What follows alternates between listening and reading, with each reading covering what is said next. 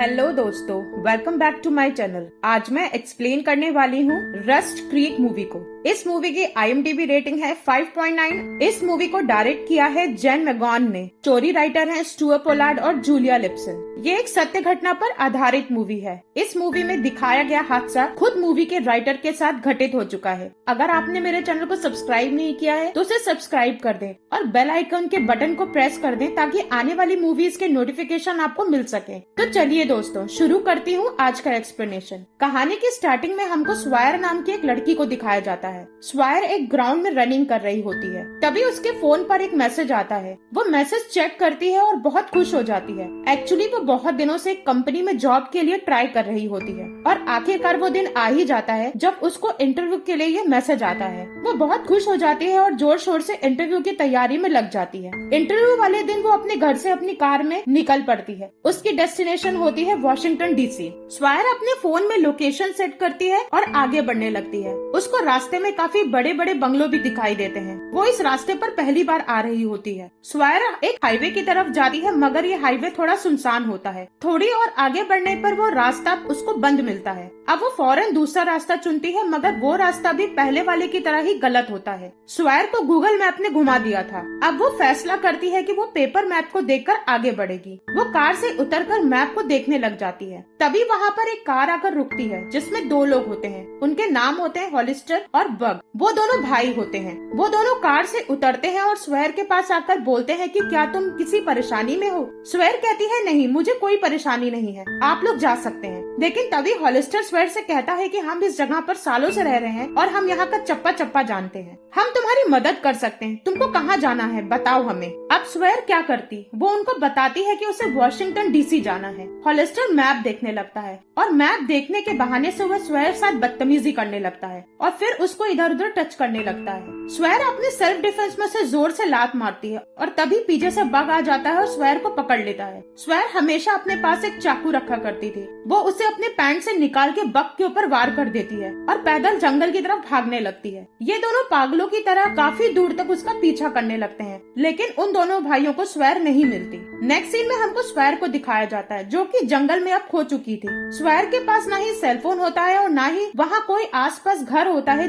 कोई भी इंसान नहीं होता जिसकी वो हेल्प ले सके। स्वायर का पैर बुरी तरह जख्मी हो चुका था। स्वायर ठीक से चल भी नहीं पा रही थी। उसको एक नदी दिखती है। वो किसी तरह वहाँ पहुँच जाती है और पानी पीती है। अब शाम हो चुकी थी और थोड़ी देर में रात हो जाती है। स्वायर की हिम्मत जवाब दे गई थी। यहाँ दूसरी तरफ पुलिस स्टेशन में कॉल आती है कि सुनसान रोड पर एक कार खड़ी है और उसके अंदर कोई नहीं है। आप आकर एक बार चेक कर लीजिए। वो ऑफिसर तुरंत कंट्री साइड में कार चेक करने के लिए निकल पड़ता है। जिस कार को वो चेक करने आता है वो कार स्वायर की ही होती है। वो ऑफिसर कार की तलाशी करता है और फिर वो कार से बाहर आता है तो उसको रोड की दूसरी तरफ एक निशान दिखाई देता है। वो निशान ऐसा था मानो किसी को घसीट के जंगल की तरफ ले जाया गया हो। वो इधर उधर देखता है पर उसे कोई भी नहीं दिखता। उधर सीन स्वायर की तरफ शिफ्ट होता है। स्वायर रात को वहीं छुपकर सो गई थी। अब वो उठ जाती है। उसके पैर में बहुत ज्यादा चोट लगी थी और वो बहुत खराब हो चुकी थी। वो किसी तरह चलने की कोशिश करती है मगर वापस से गिर जाती है। फिर सीन ऑफिसर की तरफ आता है। वो ऑफिसर जंगल के आसपास के घरों में पूछताछ करने लग जाता है और पूछताछ करते करते वो उन्हीं दो भाइयों के घर पहुंच जाता है। पुलिस वाला उनसे पूछताछ करने लगता है। हॉलिस्टर पुलिस वाले की बात सुनकर मना कर देता है कि मुझे यहाँ पे कुछ भी नहीं पता। ऑफिसर उससे कहता है कि अगर तुम्हें कुछ भी पता चले तो कॉल करके बता देना, वरना तुम्हारी खैर नहीं। तभी वहाँ बग आ जाता है। बग थोड़ा सा डर जाता है मगर हॉलिस्टर सिचुएशन को संभाल लेता है और पुलिस वाले को भेज देता है। अब सीन स्वायर की तरफ शिफ्ट होता है। स्वायर अभी भी उस जंगल में बुरी तरह फंसी हुई थी।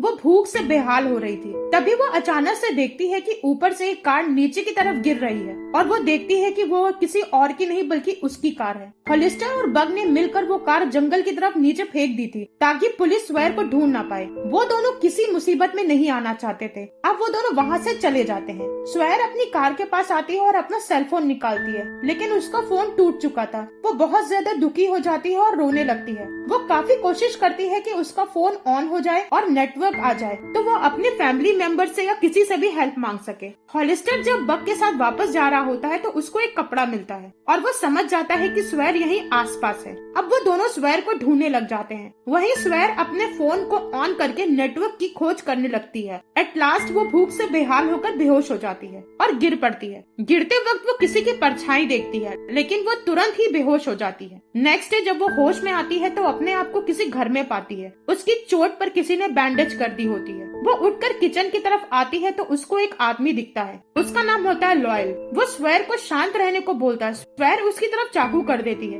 वो आगे बढ़ती है मगर चोट की वजह से नीचे गिर जाती है और फिर लॉयल उसको हाथ पैर बांध देता है रस्सी से। उसको कोने में बैठा देता है और चुप करने को बोलता है। फिर वो स्वेर को खाने को देता है। अब स्वेर अपनी सारी आपबीती उसको सुनाने लगती है। तभी एकदम से एक कार की आवाज आती है। कार की आवाज सुनकर स्वेर जोर जोर से चिल्लाने लगती है। लॉयल उसको चुप रहने को बोलता है और डराता है। फिर वो घर के बाहर आकर देखता है तो वहाँ पर हॉलिस्टर और बग आए होते हैं। वो दोनों स्वेर को ढूंढ रहे होते हैं। वो लॉयल से स्वेर के बारे में पूछते हैं मगर वो साफ इनकार कर देता है। अब दोनों को लॉयल पर शक हो जाता है। वो लॉयल के घर के अंदर घुसकर तलाशी लेने लगते हैं लेकिन तब तक स्वेर पीछे से कहीं निकल चुकी थी। स्वेर एक पुराने खटारा ट्रक के पास आकर छुप जाती है। वहाँ उसको लॉयल की फैमिली की फोटो भी मिलती है। उधर पूरे घर की तलाशी लेने के बाद वो दोनों भाई वहाँ से चले जाते हैं। लॉयल उनको जाने के बाद स्वेर के पास आता है और उसको डांटता है कि तुम बाहर क्यों निकली। असल में लॉयल एक अच्छा इंसान होता है। वो स्वेर को कहता है कि तुम जब तक ठीक नहीं हो जाती हो ये मेरी जिम्मेदारी है कि तुम यहीं रहो।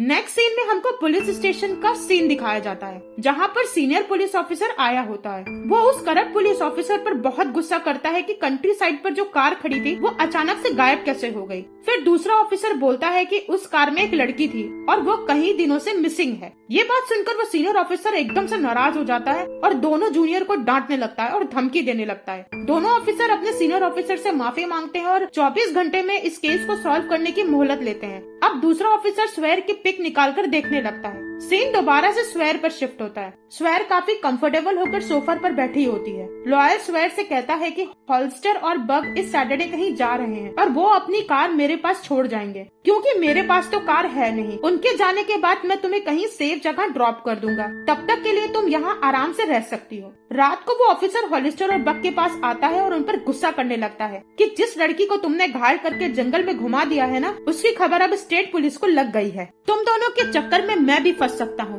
अब हम व्यूवर्स को पता चलता है कि वो पुलिस वाला भी उन दोनों भाइयों से मिला हुआ था और उनकी बातों से हमें ये भी पता चलता है कि इससे पहले उन लोगों ने मिलकर बहुत सारे कांड भी किए होते हैं। उधर लॉवेल और स्वेर को दिखाया जाता है जो बहुत अच्छे फ्रेंड्स बन जाते हैं। लॉवेल स्वेर को कुछ बनाना सिखाता है और वो क्या था दोस्तों ये हमको आगे पता चलेगा। अब वो दोनों भाई दोबारा लॉवेल के घर आते हैं और वहाँ कुछ बॉक्सेस लेकर आते हैं और वो बिना नॉक करे उनके घर में घुस जाते हैं। उनको काफी धुआं दिखता है। लॉवेल उनसे बोलता है कि कुछ जल गया है इसलिए बाहर निकल जाओ। उधर दूसरी तरफ स्वेर लॉवेल के घर से कुछ दूर एक नदी के पास बैठी होती है। उन दोनों के जाने के बाद लॉवेल भी उस स्वेर के पास आता है। लॉवेल स्वेर को बताता है कि इस जगह के बारे में उन दोनों को बिल्कुल भी नहीं पता है। उसके बाद स्वेर कहती है कि मैं कुछ देर यहाँ बैठना चाहती हूँ। फिर लॉवेल उसको छोड़ के घर पे आ जाता है। उधर वो दूसरा ऑफिसर जिससे स्वेर की फोटो मांगी थी वो अपने साथी की बात वॉकी टॉकी पर सुन लेता है। वो सीनियर ऑफिसर को पूरी बात बताने जाने वाला होता है कि वहीं पे वो दुष्ट ऑफिसर उसको शूट कर देता है। उधर लॉवेल और स्वेर घर के बाहर बैठकर हंसी मजाक कर रहे होते हैं। तभी वो पुलिस ऑफिसर वहाँ आ जाता है और स्वेर को देख लेता है। ऑफिसर लॉवेल से कहता है कि क्या मैं तुम्हारे घर की तलाशी ले सकता हूँ, मगर लॉवेल उसे मना कर देता है। ऑफिसर मजबूर होता है क्योंकि उसके पास वारंट नहीं होता तलाशी का। वो वहाँ से फौरन उन दोनों भाइयों के पास जाता है और बताता है कि जिस लड़की को तुम ढूंढ रहे हो वो लड़की लॉवेल के घर पर है। ये सुनकर वो दोनों भाई आग बबूला हो जाते हैं और तुरंत नोबेल के घर के लिए निकल पड़ते हैं। उधर स्वेर और नोबेल नदी के किनारे कुछ बात कर रहे होते हैं और कुछ फेंक रहे होते हैं। फिर वो घर के बाहर आते हैं और एक साथ बैठ जाते हैं। नोबेल उसको एक छोटा हैमर टॉय देता है और उससे कहता है कि अपनी सेफ्टी के लिए इसको हमेशा अपने पास रखना। अब हॉलिस्टर और बग आ जाते हैं। वो स्वेर को देख लेते हैं। नोबेल उनको बाहर जाने को बोलता है मगर वो लोग नहीं जाते और घर के अंदर घुस जाते हैं। वो लोग लॉवेल को बहुत बुरा बोलते हैं कि तुम हमारे अपने होकर भी भरोसे के लायक नहीं हो। लॉवेल उनको समझाता है कि ये लड़की नहीं भागेगी और जो भी मैं इसको बोलूंगा ये वही करेगी, तुम लोग शांत हो जाओ। अब लॉवेल अपनी बात को साबित करने के लिए बोलता है कि जाओ और हमारे लिए कॉफी बना कर लाओ। स्वेर अब किचन में कॉफी बनाने जाती है और अब वो एक मग को ओवन में रख देती है। अब यहाँ हमको पता चलता है कि उस दिन लॉवेल ने स्वेर को किचन में क्या बनाना सिखाया था।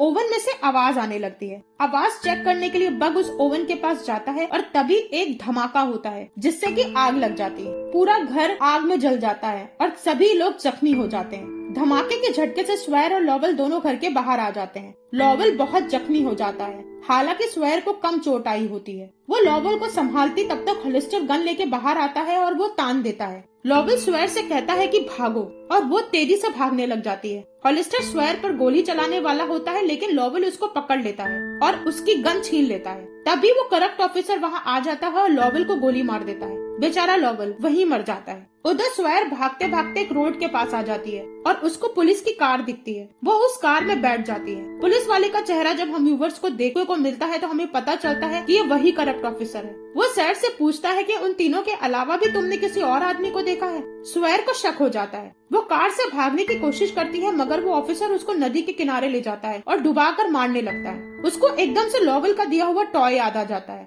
वो उसको अपनी जैकेट से नीचे गिराकर पानी में उठाती है और झटके से बाहर आकर उस पुलिस वाले को स्टैब करने लगती है। वो पुलिस ऑफिसर को कई बार स्टैब करके पानी में गिरा देती है और भागकर वापस रोड पर आ जाती है। अब उसके पीछे हम व्यूवर्स को बहुत सी पुलिस की कार आती दिखाई देती है। स्वेर पुलिस वालों की तरफ नहीं देखती और चलती रहती है, क्योंकि इतने बड़े हादसे के बाद उसको अब किसी पर भी भरोसा नहीं था। मूवी यहीं पर एंड हो जाती है। तो दोस्तों, ये कहानी थी रस्ट क्रीक की, जो कि इस मूवी की राइटर के साथ रियल में घटा था। इस मूवी से हमको यही सीख मिलती है कि अगर आपको रास्ता सही से नहीं पता है तो कभी भी अकेले नहीं जाना चाहिए। अपने साथ अपने किसी फैमिली मेंबर को या जानने वाले को जरूर लेके जाना चाहिए और किसी भी अनजान आदमी पे तो भरोसा बिल्कुल भी नहीं करना चाहिए। आपको मूवी कैसी लगी हमें कमेंट करके जरूर बताएं।